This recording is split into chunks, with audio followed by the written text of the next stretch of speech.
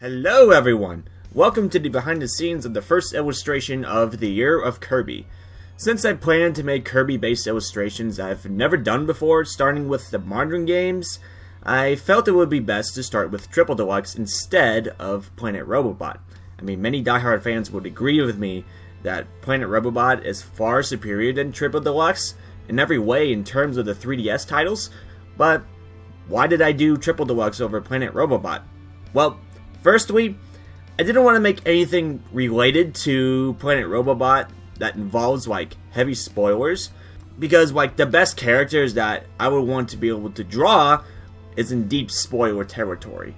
Secondly, I kinda already did draw Kirby in his Robobot mech when I made the Mecha Buddies image with Diva from Overwatch. That was back in July of last year, so you could say I already got my drawing fix from Planet Robobot by doing a crossover image. Plus, it was, I guess, not too long after Planet Robobot was actually released in North America, so yeah, that actually worked out for me pretty well. Someday, I do want to make a proper Planet Robobot image, but it's not going to be this year. I'm sorry. I don't know, maybe I want to give it some time. Maybe I will change by the end of the year, but at this point, I don't think so. So if you look at this image, this is actually what it looks like in its final state. It does look, but if you look at, say, what I was originally going to draw this as, this is what I left in the drawing or drafting stages since July of last year. It was started shortly after the Mecha Buddies video that I just mentioned not too long ago. So, I mean, it was still, that was when it was still fresh in my mind that, ooh, I want to take advantage of spending like almost the entire year on making Kirby illustrations. So that's when I was actually planning on when I would start drawing these particular images, like which month will have which Kirby game dedicated to it. And I thought, well, it'd be probably pretty cool to start from the modern games and end with the very first game, that being Kirby's Dream Land. I mean, you already probably saw that in the announcement video I made anyway, so the intent of starting off this starting off the image so early, but way back in July, was so that way I could be a lot more prepared for the year of Kirby. I did this thinking that I'd be able to do this and make another speed drawing image that's totally unrelated to Kirby. But why didn't I go for this? Well, this looks like a pretty boring perspective. It looks like a legitimate screenshot that you would see from, like, Kirby Triple Deluxe. It doesn't look exciting enough. So that's where I decided I should just rebuild a drawing from the ground up, and that's where this image comes in. It's a lot more intrusive. So generally speaking, they both look kind of the same, except for the perspective and the composition of the image. I mean, then again, I kind of nailed out the points that I wanted to have in the Triple Deluxe related image anyway. That being, I definitely wanted to have Beetle Kirby because, well, it's an exclusive copy ability in Triple Deluxe, so why not take advantage of that opportunity? The other thing I wanted to be sure that I had was, whoa, can't move the moon around. I wanted to be sure that I had Queen Sectonia, of course. Gotta have the final boss over here, along with their Anter minions. Yeah, they're actually called Anters, as I found out from doing a little bit of research. And as for the location, I wanted to be sure that it was on top of this big old jewel that Queen Sectonia sends you on top of at one section of the boss battle. It more or less feels like no items, Fox only, final destination. I was pretty dead set on what I wanted to make this image look like. And you know what? Kirby tossing one of these Anters, being that he's Beetle Kirby, was a pretty nice touch.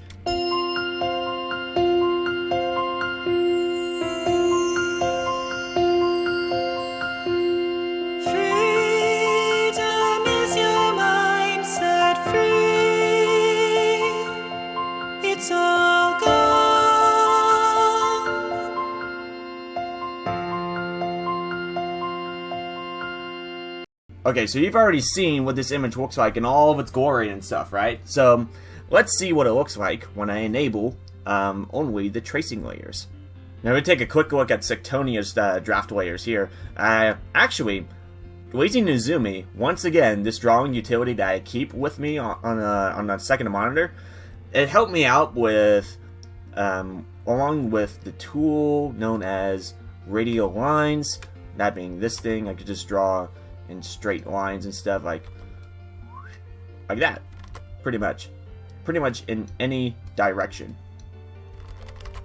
But I use this in order to define the general perspective of these sectors that she's holding, just to make it look like that she's pointing them towards Kirby, and like I said, she's trying to threaten him.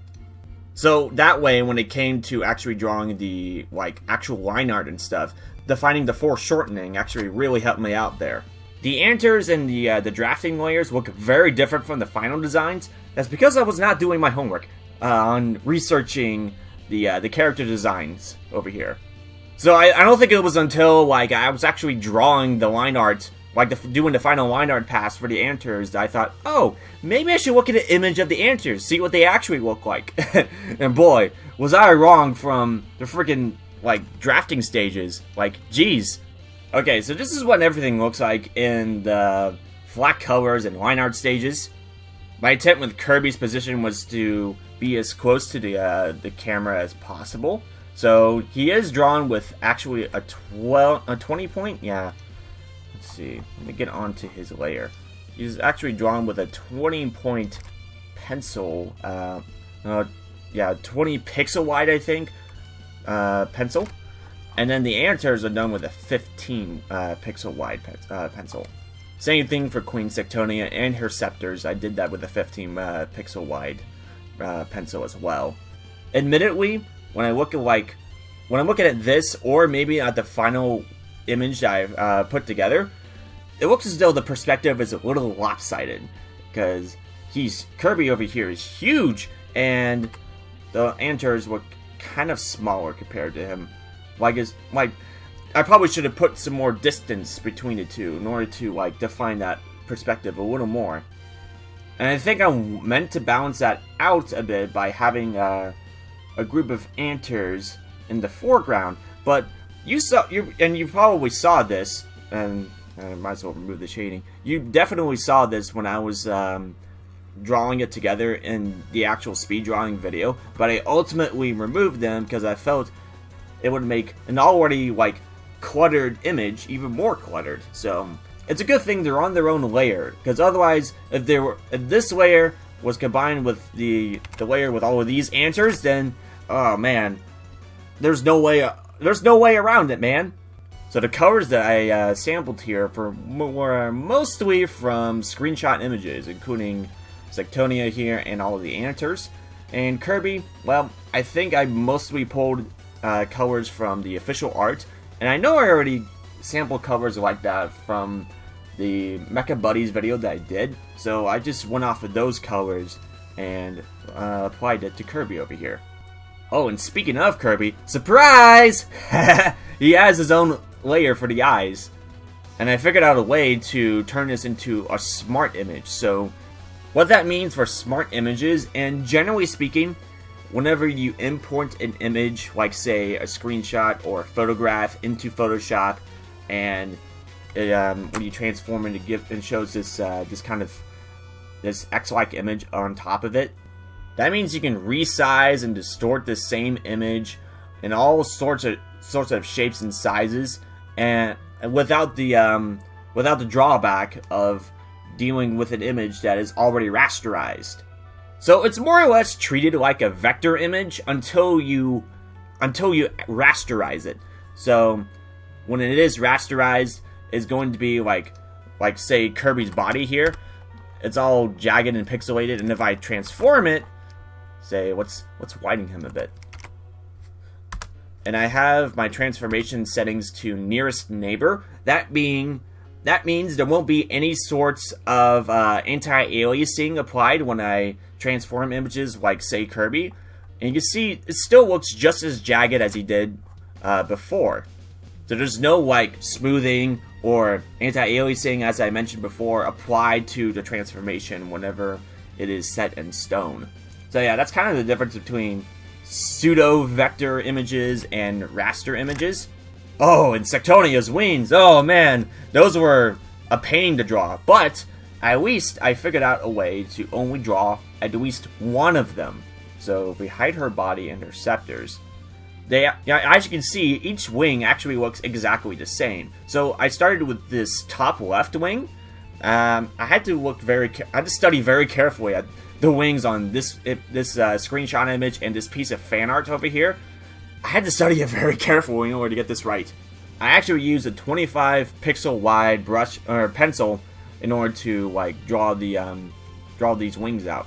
It turned out to be a lot easier than I thought when it came to drawing the wings, because you know, they're pretty much just wireframes in of itself anyway. And pretty much what I did after drawing this one wing, I just pretty much copied and pasted the rest of them. So really, the worst part about drawing her wings was actually drawing them. Now as for the shading, just like what I did with the Crypt of the Necrodancer image that I briefly talked about in the last behind the scenes video, I actually decided to put all of the shading on a few layers. So the characters have their own shading, and the background has their own shading. So that means I had to commit on where these images will stay, because if I'm having shading confined to one layer, that means I'm taking my magic wand, having like sample all layers and contiguous enabled, and selecting every flat color that is visible, and then applying shading on top of it.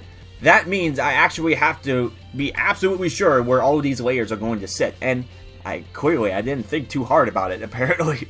Because I think I could have done better with the positioning of the scepters, because, I mean, come on, her arms over here, given that they're Raymanian limbs, basically, it still looks physically impossible.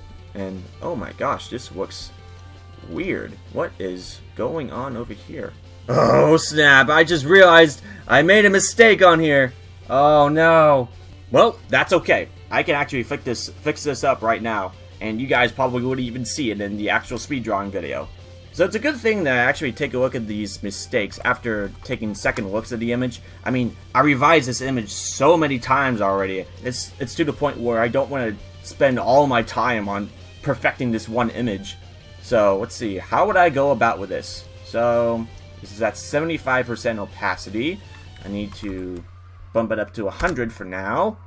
Let's see, the gloves look kind of bluish, so I gotta sample that color. Alright, let's disable that. Now I'm gonna get out my magic wand, make sure that sample all layers and contiguous are checked. That way I can select the gloves. Alright, re-enable the character shading. Delete all of that. Okay. There we go. So yes, delete all of that, and then let's reshade that entire hand right there. And I gotta do the same thing with the gold scepter over here. I guess somehow the shading with Sectonia's lower body and the golden scepter layer kind of clash somehow. So now I gotta fix it up, man.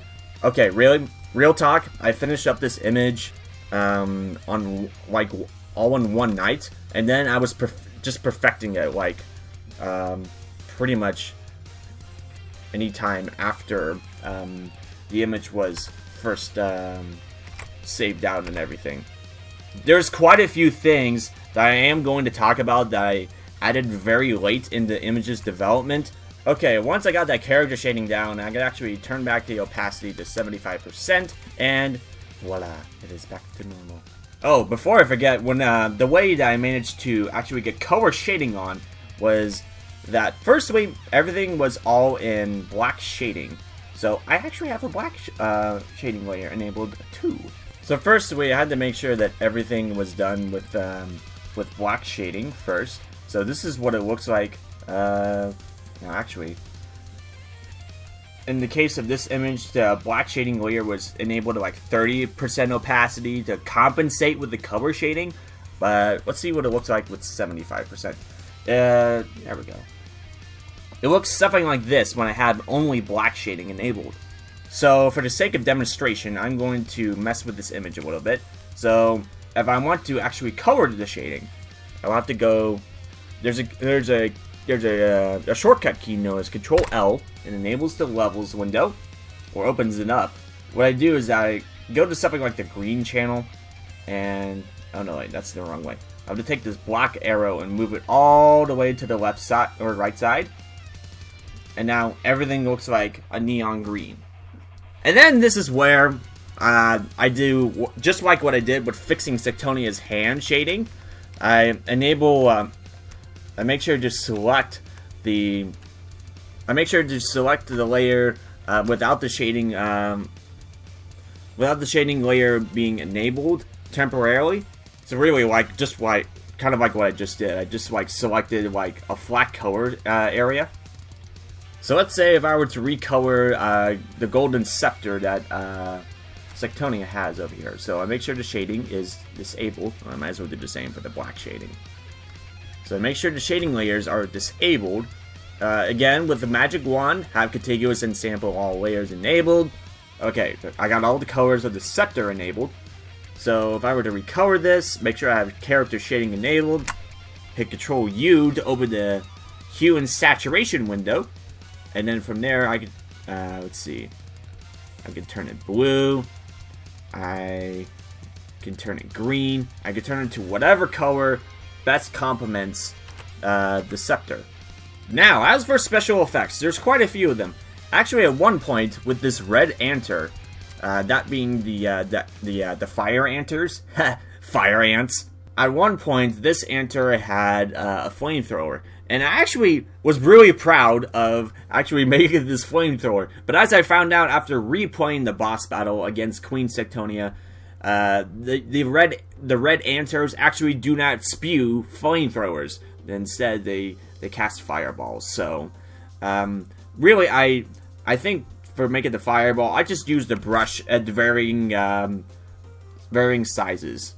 But the blue anters, they actually do cast some ice breezes like that, like this. So what I did was this was actually done with the pencil layer, with the pencil tool at one point, and then I duplicated the layer and then added a Gaussian blur to it. I did the same thing with the flamethrower before I found out, oh, I need to draw a fireball instead. The blurred lines that you see around Kirby and a little bit on the anter, they actually were done with a brush as well, like generally around 50 to 100 pixels wide. And then I actually applied a motion blur effect to it. And then to make it stand out a little more, there is actually, oh no wait, that's the clouds. There is actually, let's see, let's say the suplex lines over here. There's actually a white outer glow to it to define it a little more. And the stars, well, I just used a shape layer. There is a way to actually make stars from the shape layer by using the polygonal tool. So if I were to make a star like this, it would have to be through the polygonal tool. You can go up to this gear, make sure the smooth corners are enabled, and the star checkboxes are enabled on here. And I generally have it have the sides indented by 50%.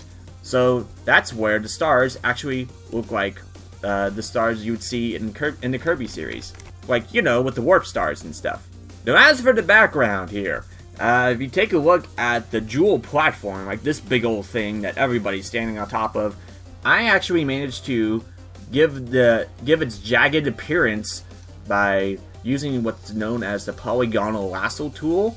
So if I were to say do this, that's how I was able to make those triangular and asymmetrical designs over here. Well, trapezoidal and triangular more than anything. At first, as you saw in the speed drawing video, this was all red, which is very easy on the eyes, mind you. These crystals that are like floating around the arena, that was a late addition. This, again, I saw from replaying the final boss battle against Queen Sectonia, and I noticed this little detail, I'm like, oh crap! I forgot these? How could I? I had this enabled earlier, but the background has their own shading layer as well. This is for both the jewels and for the world plant, the world flower. I haven't played it for so long that I already forgot what this thing is actually called. It's a big old flower, that's the point. This is actually what it looks like if I disable the layers for the plant and for the jewels. So based on looking at the screenshots over here, like say well, like say for the planet itself, that's kind of what I was making sure that I did when I was giving off the general look of the planet itself. So I think this is like a bunch of clouds like shrouding around the top of Planet Popstar. And the moon. Oh, the moon. Like, the moon and the planet layers kind of have similar layer styles because they both have that blue aura going around them. And it's kind of the same thing with all this debris that's floating across the moon, kind of orbiting, if you will. Except to a lesser degree. So if we disabled it, it's actually just a bunch of sky blue debris over here. And there's actually an inner glow and an outer glow that both have cyan colors to it. Oh, you know what? There's actually a vignette later. So, this is what it looks like without the vignette, and this is with it. I only have the vignette to darken the sky a little bit, so that way the rest of the characters can stand out a lot more.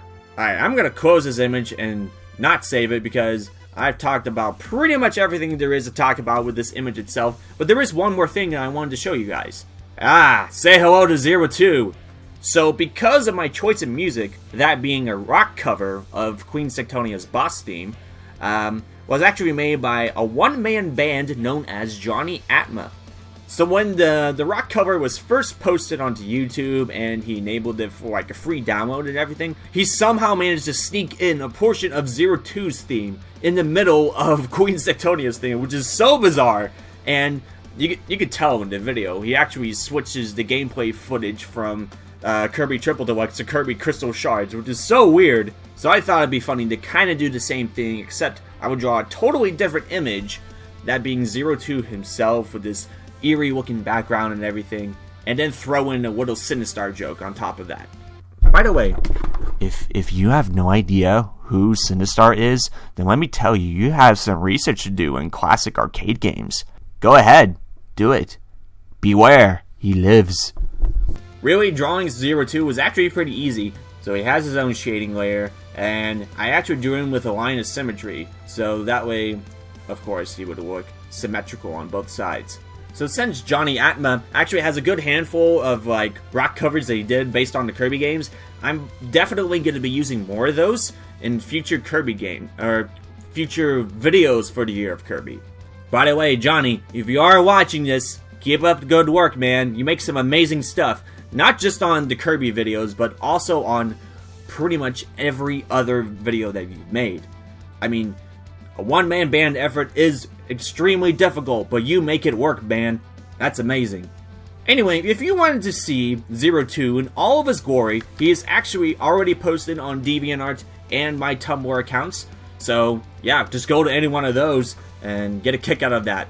Alright guys, thank you guys so much for watching, and when I'm back here next time in Behind the Scenes, it'll very likely be on a comic book cover that I'm going to draw up. Legs will be yanked and people will be punched. I'm looking forward to this one.